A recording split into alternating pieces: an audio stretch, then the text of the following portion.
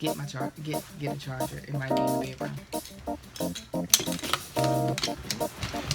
My phone that I'm recording on is going dead, so we're gonna get a charger. Quick.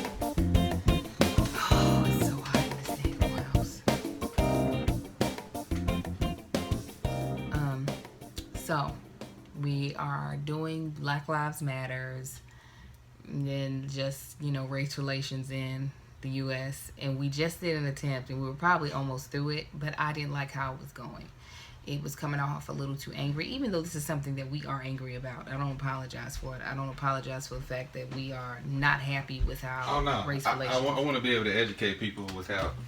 I want people to receive it, because that's the thing. Yeah. There has to be a change. This doesn't need to be this is not that time. I feel like it is... we have been put in a position where we can actually... People have actually asked for this, so... Shoot. God dang it. Marcus, I can't get the cord. Scoot out. Testing. Hello, everybody, and welcome back to Is This Going to Cause an Argument? This is Angel Lakita Moore Tanksley of That Chick Angel TV, and I'll let the handsome man beside me introduce himself. This is Marcus Tanksley, a.k.a. Big Marcus, a.k.a. Tank, a.k.a. One More Again. One more again. One more again. Y'all listening to this, we had to start over because I went in a little hard. It's a touchy subject, so we're going to try it again. We want people to receive this, So what he's talking about, because they don't know what you're talking about. They about to hear it. Go ahead. We are doing a special episode of Is This Going to Cause an Argument? Because people asked us to talk more on Black Lives Matter, as well as the Beyonce Super Bowl performance, like the Black Panther Party versus the Ku Klux Klan. And so we wanted to go ahead and get this up soon. So we are recording this quickly, and I'm getting this up in about 2 days. So we hope that we're able to shed some light on people who don't understand what's happening in the world right now. And when we first recorded, because we are both very passionate about this topic. We're both Black people. We have young sons, and we don't want them growing up in the way the society is going now when it comes to Black youth. This is not the world that we want them in. So we're hoping to make this a better world by bringing a better understanding to people. But before we jump in, I want to remind you all to please subscribe to our podcast, both on iTunes and SoundCloud. So you got 2 places where you can subscribe to the audio of the podcast. Or if you want to just see our lovely faces, you can go to my YouTube channel, which is That Chick Angel TV. As always, if you have any questions that you want to ask us, especially after this one, please use the hashtag ITGTCAA either underneath the video on YouTube, or you can leave it in my Twitter, and we'll get back to you either via commenting or in the next podcast. Yeah. So, and you get to see some behind the scenes stuff, and maybe even the whole rant that we just 30-minute rant we went on before this. Yes, we went for a while, and we had to stop because the baby was crying. I was like, we need to redo it so that we can. I just want this, like I said, not everybody's gonna receive it. Some people just want to be nasty. Some people want to be ignorant, but I feel like there are people out there that really just want a better understanding of what's going on. So we're hoping that we can do that. Yeah. So we're going to start with Black Lives Matter. Black Lives Matters, which is a movement. It's a movement. I'm gonna start off the same way though. Black Lives Matter doesn't mean only Black Lives Matter.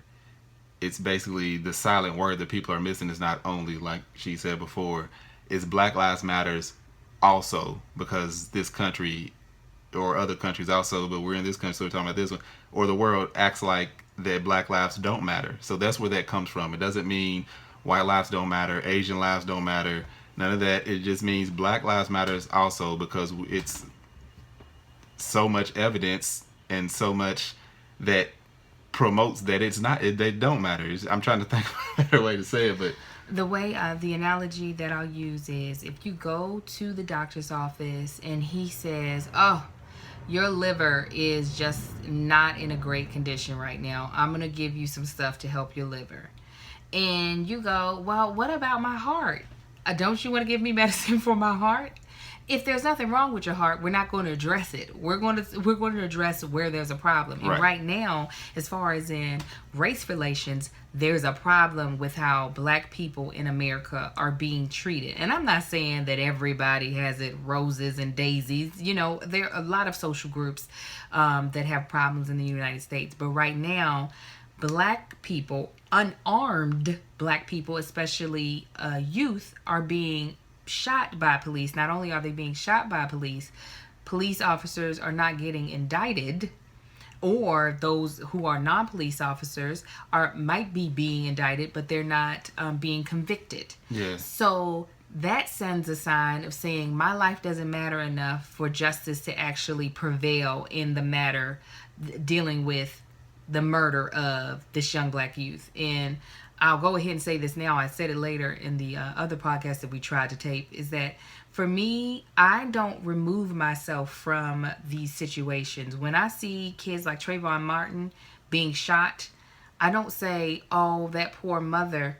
I see it as my child. I have 3 young black boys that I'm trying to raise, and this is not the society I want to raise them in. Because, yeah, some people can say, but you saw Trayvon's Facebook picture where he was like holding up what looked like a gang sign. I'm sorry, did George Zimmerman and him, were they friends on Facebook prior to that moment for him to think, oh, this is a gang member? Like, these people aren't and don't know these people prior to meeting them on the street and acting in the way they do. So I fear the same thing for my sons, that you know, you all get to know little Marcus. You get to see how sweet he is. But imagine one day he's going to have facial hair, he's going to be tall, and he might not be as cuddly looking as he is now. He look like me. Yeah. And if you don't know him, you, based off of the way society portrays black youth, might see him as an intimidating force, as a threatening force, that you feel like, let me protect myself first before he gets me. Go ahead. As I stated before, as being a victim of police harassment, and he has no record. Yeah, I have no record. I've never anything like that. I've always been more of a clean cut guy, me and my friends. But us looking the way we do, just as clean cut as any pop rock guy out there, is we've been pulled over, we've been tailed by the police, we've been disrespected, we've been shoved around by the police. I've had one of my friends, I saw a couple of my friends, they were thrown on the ground and had shotguns held to the back of their head just for standing around after a party. Not bad mouthing back to the cops. He asked, what are you guys doing? We just left out of the party. You know, it is the conversation. He's very combative, and it was, get on the ground now. The other cops come up. It's like, really? For absolutely nothing. There wasn't a disturbance at the party. This is a college party. It's on a college campus. Educated students. No fights. Nothing like that. Not a bad environment. Everybody just standing around having a good time on a Saturday night. That ended up happening. And it's happened more than one time. I've been harassed by the cops many times. So now when I see police, most times I ignore them. But it does flash back. So when I do have an encounter with a cop, try to be very respectful. My best friend's a cop, so I'm not downing. We're not anti-police. Not anti-police at all. She has a sister. She works for the state. Yeah, she prosecuting attorney. She put folk in the jail. Yes. So don't by no means take this as we're bashing the cops, but there are a lot of cops out there that shouldn't have badges. Right. And like just having those experiences is I've seen this one example real quick. I was on my way to work one day, and I was stopped at a light, and a Latino lady and her 2 kids, she was walking them to the bus stop. And there was a cop car sitting there. And, you know, kids, they see cops and firemen. Oh, they're heroes. And the kid waved to the cops. You know, both kids waved to the cops. There's 2 LAPD guys sitting in the car. They just stared at them. Didn't acknowledge them or anything. I'm just like, what's wrong with waving back to the kid who probably looks up to you? Who's hoping you're going to come save them if something happens? But being someone, like I said before, who has fallen victim to that type of nastiness, that disrespectful, that harassment, it's a little troubling when you do see police officers. Go ahead and tell them what you told your nephew about the 3. Yeah, I had to tell my nephew and a couple of my cousins. Actually, this was recently. I told them when they need to carry themselves a certain way. You can't act the way some of your friends may act. You can't look the way some of your friends may look, because when you have encounters with police officers or law enforcement, there's a possibly, I'm not saying every time, but possibly three types you're going to come in contact with. You're going to come in contact with a guy who's probably respectful. He's just wanting to know what's going on. He doesn't want any trouble, doesn't want you to do something stupid. If you're doing something stupid, he's going to let you know, hey, fix this or you're going to be in trouble. Move it along. Thank you, thank you, officer. Have a good night. Whatever. You're going to contact, there's a good chance you come in with a combative guy. He's going to be looking for trouble. He's going to try to do something to antagonize you, to make you do something, to make him pull his weapon, or to make him roughhouse you, or to make him put you in handcuffs and take you to jail. That's his objective. That's what he's trying to do. Third, and most likely, is you're going to come in contact with an officer that is frightened of you. He's intimidated by you. He's scared of you. You do not want him to do anything that makes you don't want to do anything that's going to make him feel like his life is in danger, because then in turn he's going to arrest you, pull his weapon on you, try to shoot you because he felt his life was in danger. And doing something that make him feel his life is in danger might just be you moving a little too quickly. Yes. It might not be anything that really let me makes see sense. your ID. You reach back and get it, and you move too fast. He can shoot you. Legally, they can lie. They can do whatever they want to save their lives.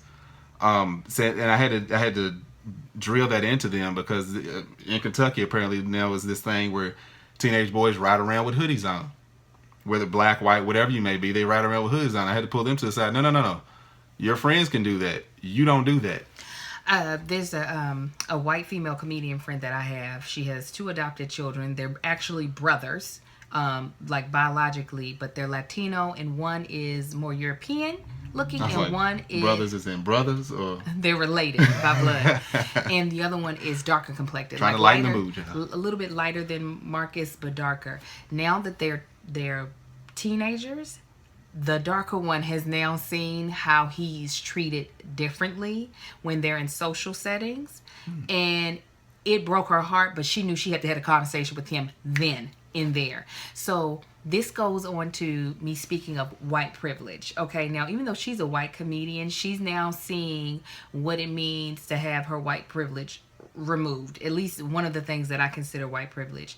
If she were a white woman with only white children, the conversation that she ended up having with her darker complected son would not have had to happen. No. Which was, she said, if you get pulled over by the police and your white friend, she was like, first of all, you tell your white friends, your brother, that when you all are pulled over by the police, that there is none of that talking back mess, the stuff that they can get away with, you can't. So in order to protect you, they need to shut the hell up.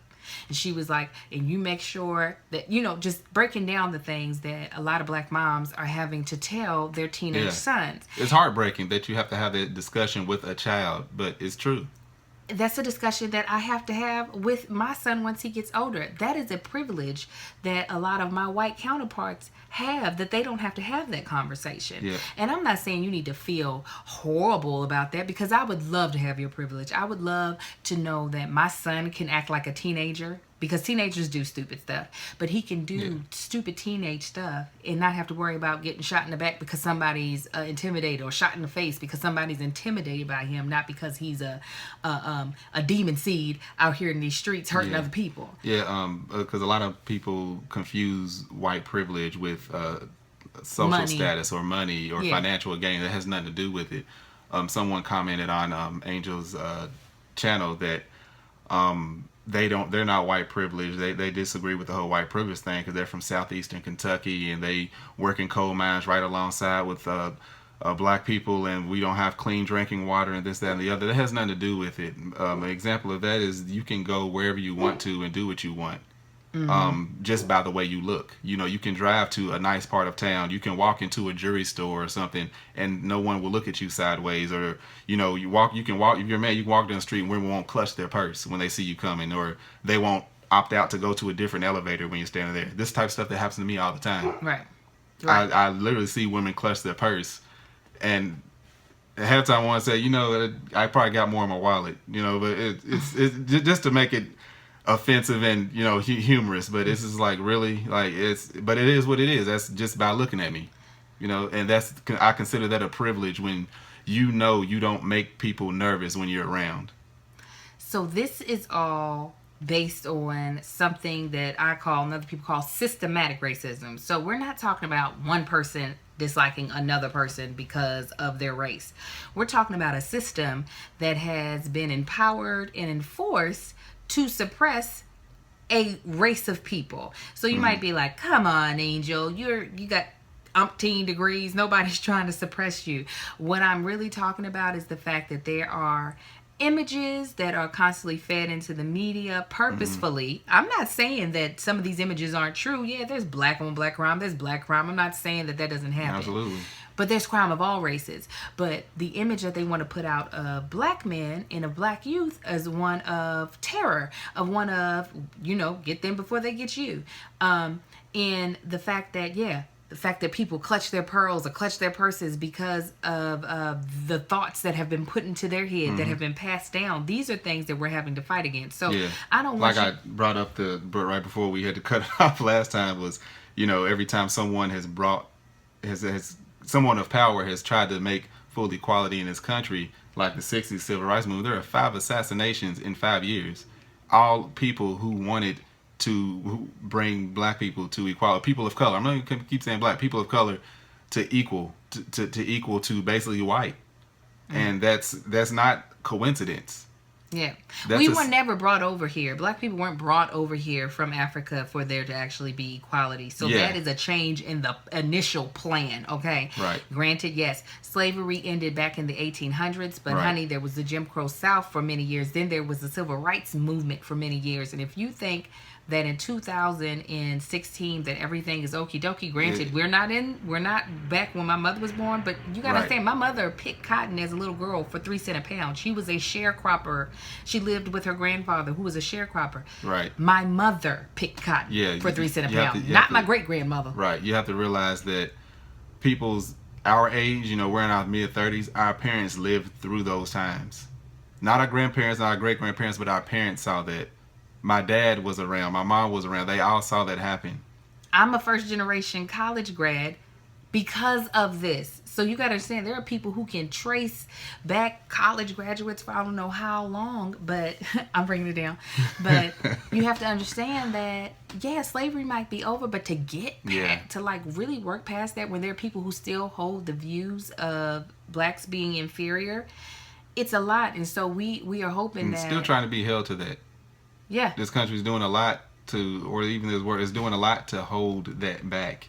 Yeah. Yeah. It's sad, but... And I'm glad you said that. We were never brought here to be equal. That was never I can drop some history on you. We were actually already here, but that's a whole different discussion. We're not talking about that right now. I know. So, with Black Lives Matters, it's just trying to drive home the point that, look here. It matters also. We matter too. You can't just kill us in the streets and think it's okay and just keep getting away scot-free. That is not going to keep happening. You're not going to say just because we live in a low-income neighborhood that our sons deserve to be shot, or we don't look like we should live in this neighborhood that our children deserve to be shot. That is no longer acceptable.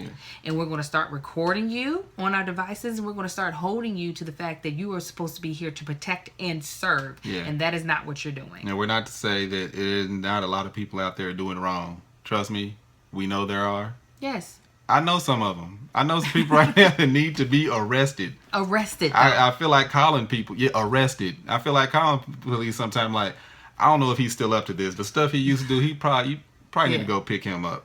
Because he ain't helping the system. He ain't helping us but at the same time, arrested. Yeah. Just I go back to when, that one incident where the shotguns was actually put on. Could have easily shot him. Yeah. Both of them could have been shot right there.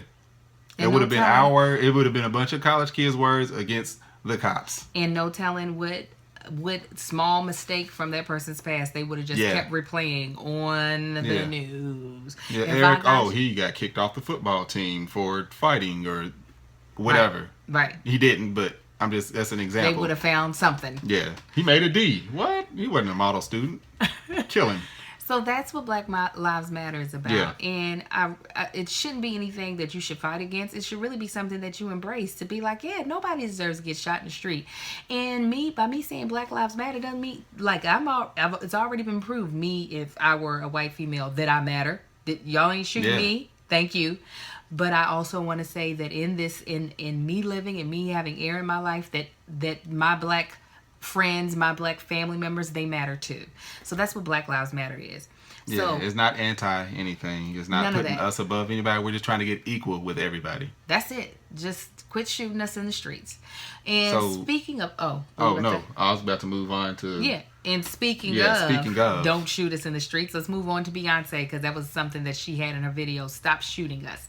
So her Super Bowl performance, she gave tribute to the Black Panther Party, which surprisingly, a lot of people don't really know what the Black Panther Party is, because if so, they wouldn't have been in an uproar. Because Yeah, I learned their history, like really learned their history Yeah. when I was in high school, and so I never even knew people had a negative stance on the Black Panther Party. yeah, that was shocking. Actually, no, I take that back. It wasn't shocking. I was just shocked. no, I was shocked when people were comparing them to the Ku Klux Klan. That's what shocked me. Yeah, that's let me know. I was like, and a lot of people, they have no idea. Most people have no idea what the Black Panther Party was.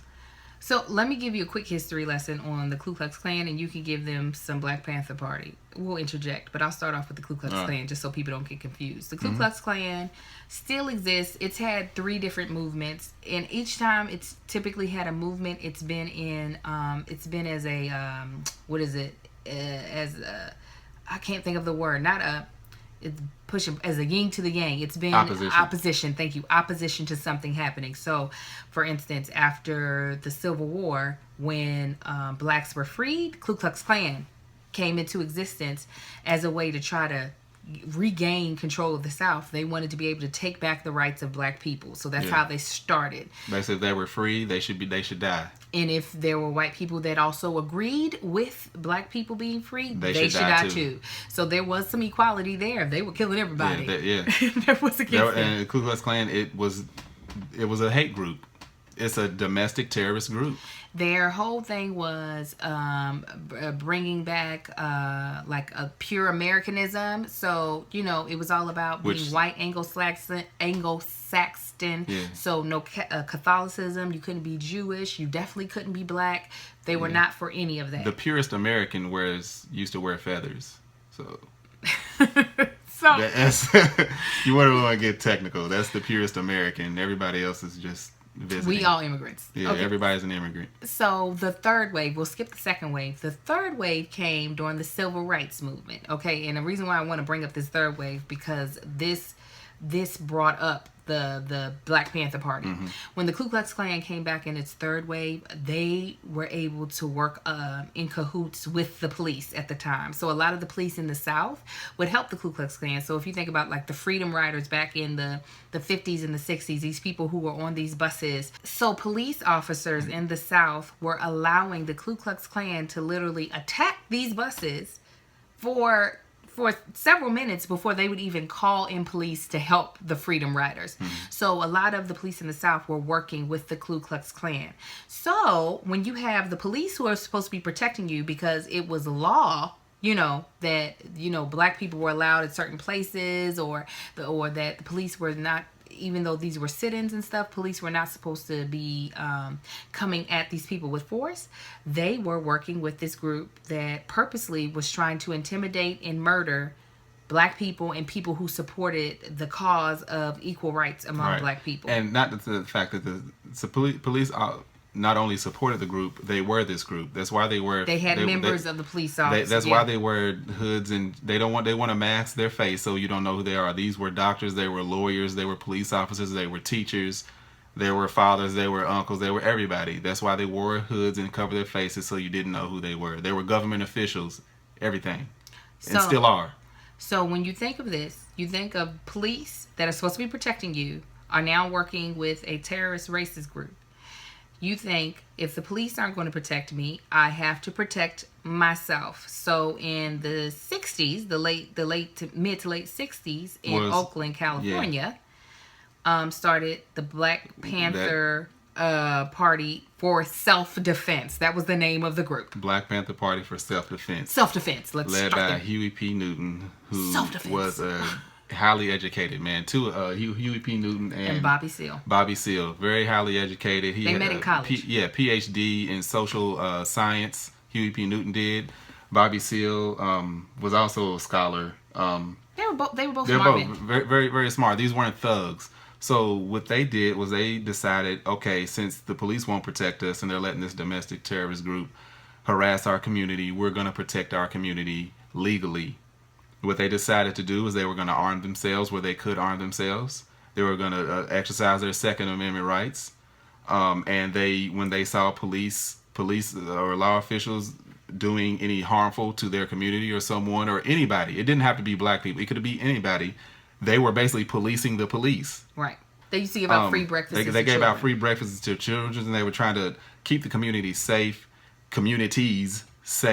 They were a fully positive group. And the reason people that don't know about them have a negative image for them because it wasn't in the best interest of the government, because the government was working with the Ku Klux Klan, and they were the complete opposition of the Ku Klux Klan. So Edgar Hoover, who was over the it's slipping my mind right now. Anyways, he was putting taps on the Black Panther Party, they infiltrating the party, doing a lot of things to try to criminalize them as much as possible. So they were trying to catch them in any type of illegal activity possible. So a lot of the breakdown in the Black Panther Party, because the Black Panther Party only existed for like I think a decade and a half, maybe 2 decades. They didn't last nearly as long as Ku Klux Klan. Ku Klux Klan has been going strong, honey. Yeah, since the Civil War.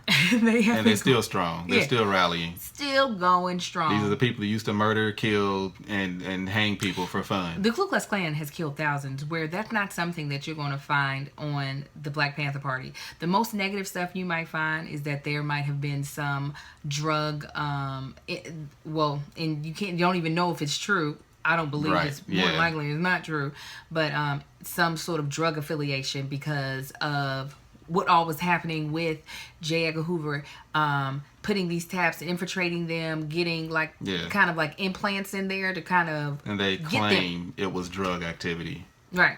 So even if that were the case, they weren't in these streets killing cops. So I don't understand where this whole they weren't killing cops. They weren't killing white people. They weren't hunting people down. They weren't dragging them behind the vehicles. They weren't hanging them. They weren't burning churches and people's families, and they weren't doing any of this. They were trying to help the community.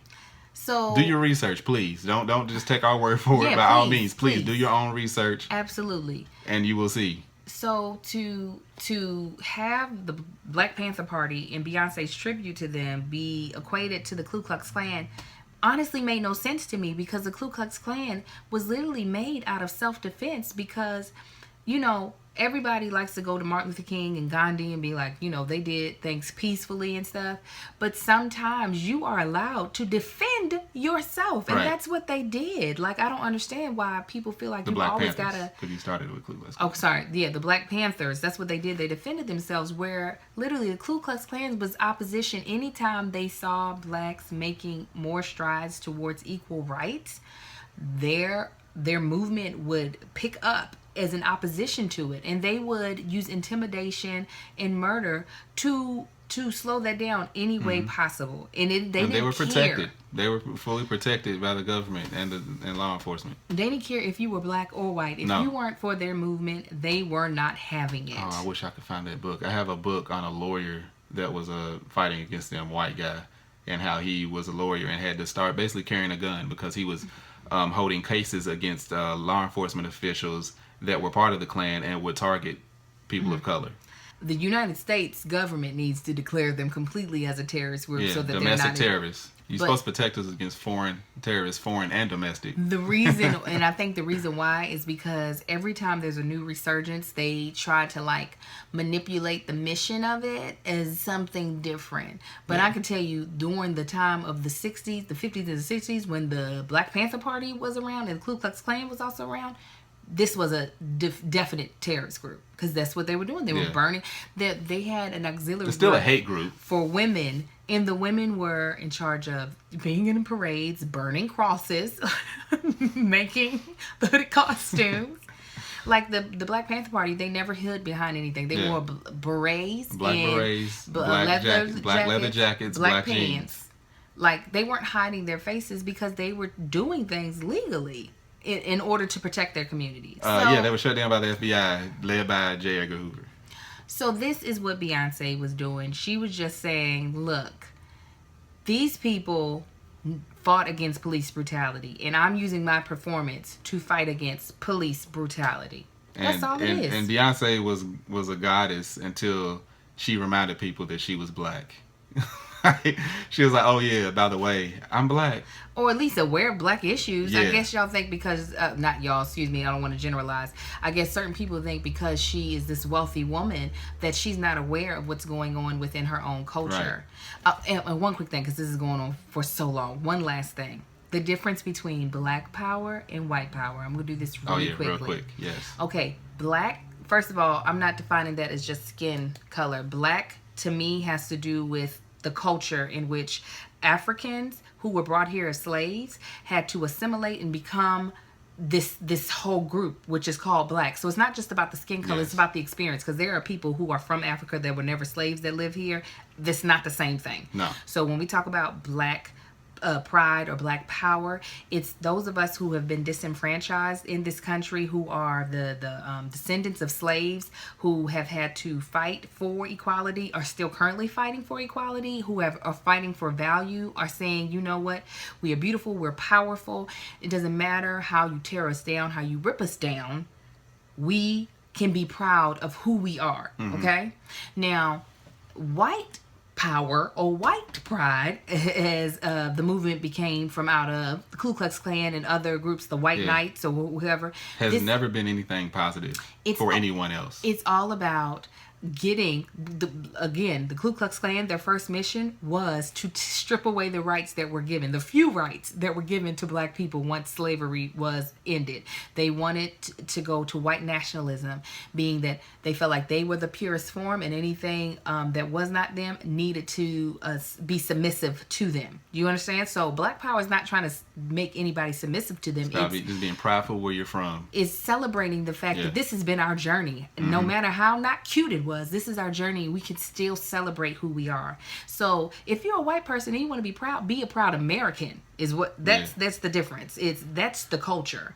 But to say that white power is the same thing as black power, no, we're not talking. Not. White power is talking about you just proud because you white. And we're talking about the roots of white power. Okay. You get what I'm saying? Where black power is saying we're proud of our culture. It's like a Puerto Rican being excited about being Puerto Rican. We're saying, as blacks, we are proud of all the struggles we've been through. We're proud that we've made it through the Middle Passage, because 1.8 million black slaves didn't make it through the Middle Passage. That's the part of the ocean from Africa to here. Exactly. 1.8 million died in the ocean, were eaten up by sharks. Overboard, yeah. So we're able to say our ancestors made it through the Middle Passage, made it through slavery, made it through Jim Crow South, made it through the Civil Rights Movement for us to get here to actually have a first black president to see. So we can say black is beautiful, black pride without it being putting down another race. Where white pride or white power has never been about equality or celebrating, just celebrating because your culture is amazing. It's about oppressing other races so that race can be seen as the better, purer, more superior race. Yeah, the fact that, most white people can trace their history all the way back to like the, 1300s is like, I can get to my great-great-grand, maybe great-great-great, and then it stops right there. Right. We're done. So that's your pride. That's the pride you get. You can date it all the way back to as far back as you want to go. Yeah, you can actually claim a country. You can be like, I'm a proud Italian. I'm Italian. I'm a proud Irish person. Yes, I'm from Germany. I'm from Spain. So that's equivalent to black pride, but white power, that's no. You just did it. Yeah, that's white power. Miss me with that. Yeah. Okay, guys, we covered so much. We didn't get to cover everything, and we hope that you all were able to understand some things. Please leave us questions because we will answer them. Yes, we will.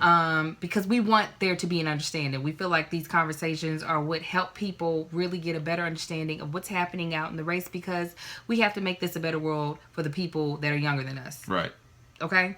So, again, if you have any questions, use the hashtag ITGTCAA either at my Twitter, the handle is @AngelTheActress, or underneath this video on YouTube, which is That Chick Angel TV. If there's a comment section on SoundCloud, you can use it there. You can also leave me questions on my Facebook page, which is That Chick Angel TV as well. As always, we will be uploading on Wednesdays. If you have any topic suggestions, also leave those in the comments below. I think that's it. Is there anything else? Yeah, just I know we might have a few ignorant people that want to get on there, so be respectful as we have been. Yeah. And if you felt like we were trying to demean you, we weren't. We really aren't. We were just trying to educate people, and if you get on there and you're disrespectful, I'm going to come for you right before deleting your post. Right before I delete it. If I get to you first, I won't delete it. I'll let everybody else see it. I'm going to delete it. No, but we really appreciate all the comments that we get, and yeah, that's how this came about. Somebody asked us to talk about it and explain it, so this is what we're doing. All right, guys. Well, it's hot. I need to go to bed. I gotta do laundry. All right, you guys be blessed, and we will talk to you next Wednesday. Bye. Peace. Oh my God. Okay. I hope you all like that one. Why are you waving like you're gonna cut it off right here? They can't see us on the podcast. I don't know why I did that. That makes a lot of sense what you just said. I'm a bit of a doofus. I wave too. Oh, look at that boy still awake. Look at goodness. Yeah, we hope we helped people understand what's going on. Yeah, no, we fine. No, you come on, Mama. Yeah, come on in. Are you gonna put up both renditions? I don't think I'm putting up both. No. They might get to see snippets, but no. Okay. Take your little yellow baby. You should be asleep. See? Black Lives Matter. You see this baby? He's going to be big one day. And I want him to live a very long life. And if that's going to happen, we got to get on the same page. People got to understand it's not worth your need for it to be equal is not worth you being ignorant of the fact that it's not.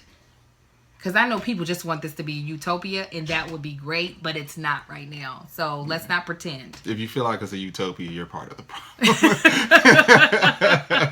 No, but for real, he's not playing. I'm dead serious. You are a part of the problem. We've got to see the problem so we can all work collectively to a solution that works for everybody, right? We want our kids to play with everybody's kids. Sometimes you're damned if you do, you're damned if you don't. But we're trying, and we hope you're trying to make this world a better place and educate people. Once you know better, start educating other people who don't know better. Yeah, this has been about 3 hours. So. Yeah, talking black. Ugh. Well, hopefully you saw my Samsung commercial. That's the silver lining. There's no racism in Samsung commercials. Yeah, there is. All right, guys, subscribe. No, this is for real. Bye-bye. Back. Bye.